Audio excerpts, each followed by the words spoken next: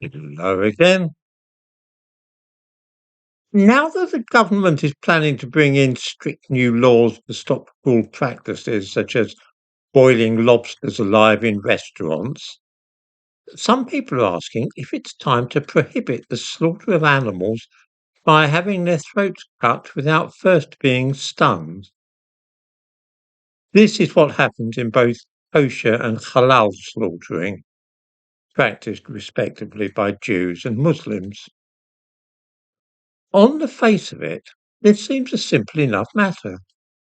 But there is, of course, far more to it than at first meets the eye. To begin with, all slaughtering of mammals and birds for food is dreadfully unpleasant, whether it involves stunning or not. Few people ever ask themselves what slaughtering entails. It is only of interest if it's Muslims or Jews killing animals. Let's first look at why this should be before thinking a little about what happens to cattle and sheep, chickens and goats in a traditional slaughterhouse. I ought to warn viewers, though, this is not a very pleasant subject. The killing of captive animals is never a pleasant business. Sometimes they are strangled or choked to death with carbon dioxide. Chickens are often half electrocuted before having their throats cut. And larger animals can be struck on the head with a hammer or have something pushed through their brain, supposedly to stun them before they're killed. Sometimes the throat is cut with a surgically sharp blade, which causes the blood to the brain to be cut off, leading to almost instantaneous loss of consciousness before death. None of these methods are attractive, but one has been uniquely singled out for criticism: the kosher or halal slaughtering technique, which simultaneously kills the animal and also drains it of blood. For almost 1,000 years in Europe, the so-called blood libel was perpetrated against the Jewish people. The idea that they customarily kidnapped and murdered Christian children to obtain their blood for ritual purposes. This peculiar and wholly unfounded story lingers on to this day, most notably in Russia. It became entangled in the minds of many people with the unusual requirements of Jewish methods of slaughter, which stipulate that the blood be drained from an animal before its consumption by humans. This led in 19th century Europe to calls for the banning of the practice of kosher slaughter on the grounds that it was needlessly cruel and inhumane. Such agitation was almost invariably mixed up with anti-Semitic attitudes. The demand for an end to kosher slaughter was a way of indirectly attacking Jews. It was hinted that the desire to see a lot of blood splashing about motivated both the kosher slaughter of animals and also the supposed practice of draining the blood from Christian children. In reality, the traditional Jewish way of killing animals for food, which is the same used in a halal slaughter by Muslims, is no less humane than most methods and probably more so than some. There's no kind way of killing cows, sheep, and chickens. Or rather, there is a humane way of killing them, a kind way if you like, but it is never used commercially. And for the following reason. Until last year, my wife and I had a horse which we kept at livery in a yard near Waltham Abbey in Essex. He grew ill and had to be killed. We engaged a man who used what is known as a humane killer. We chose this method for a reason which I'll explain shortly. A humane killer was simply a single shot 32 caliber pistol which fires a soft nosed lead bullet. We were present when the horse was shot with this, and I can tell viewers that that death was instantaneous and utterly painless.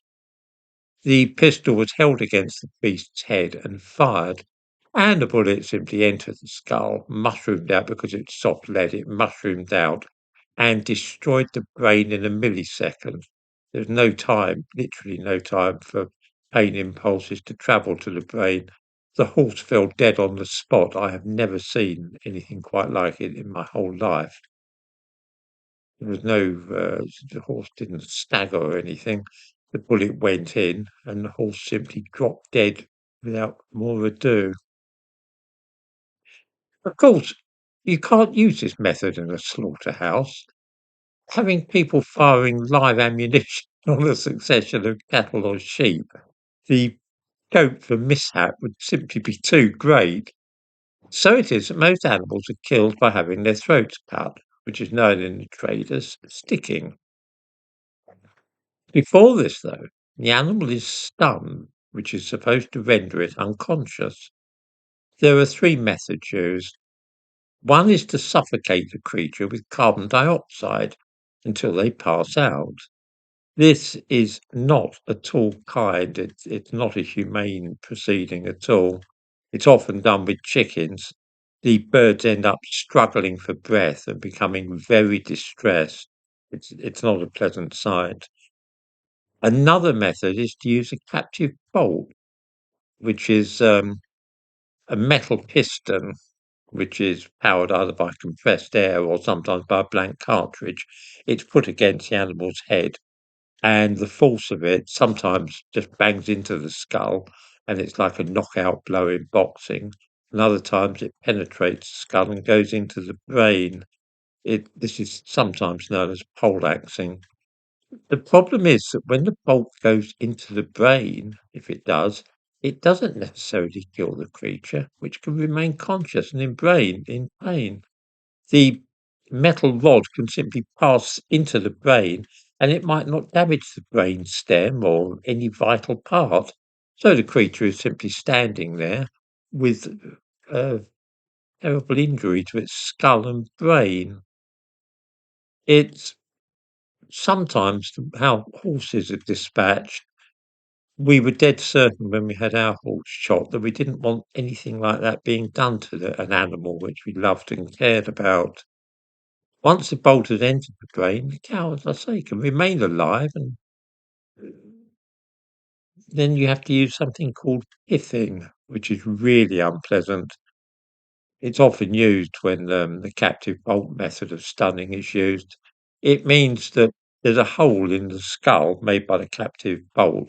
The animal's standing there, puzzled and in pain, and somebody pushes a stick through that hole and wiggles it about until the brains of the animal are thoroughly scrambled up and the creature dies. It's a ghastly business. The other method of stunning is to use a powerful electric shock, which is supposed to render the cow, sheep, or chicken unconscious. Sometimes it does, but this is a very chancy business. On a personal level, I have twice in my life received a 240-volt shock from mains electricity in this country, uh, which momentarily deprived me of consciousness. Both occasions, though, were horribly unpleasant. I don't know if any viewers have ever had a 240-volt shock. I suspect some people watching this will have done, and they will know that this is very unpleasant indeed. On both those occasions, the loss of consciousness wasn't very long.